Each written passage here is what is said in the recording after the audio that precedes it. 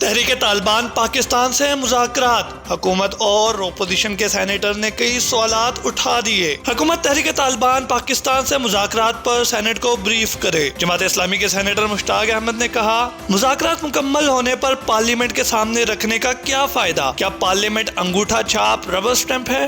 پاکستان نے I am F سے مذاکرات میں امریکہ سے مدد مانگ لی۔ امریکہ کی آئی ایم ایف کے ساتھ مذاکرات میں پاکستان کی مدد کرنے پر رضامندی۔ شمالی وزیرستان میں 4 سماجی کارکنوں سمیت 6 افراد جان بحق۔ بھارتی مسلمانوں پر حملے، پاکستان نے عالمی برادری کو خبردار کر دیا۔ OIC کا جان بوجھ کر مذہبی اشتعال انگیزی کو غیر قانونی قرار دینے کا مطالبہ۔ اقوام متحدہ کی طالبان کے 2 اعلیٰ عہدیداروں کی بیرون ملک سفر پر پابندی۔ کابل میں سکھوں کے مندر میں دھماکہ، 2 افراد ہلاک، داعش نے ذمہ داری قبول کر لی۔ مقبوضہ مغربی کنارے میں اسرائیلی فوج کے حملے، 3 فلسطینی شہید۔ امریکی سیاہ فام نوجوان 91 سال بعد قتل کے مقدمہ سے بری۔ مقبوضہ کشمیر میں بھارتی فورسز کی فائرنگ سے 2 افراد شہید۔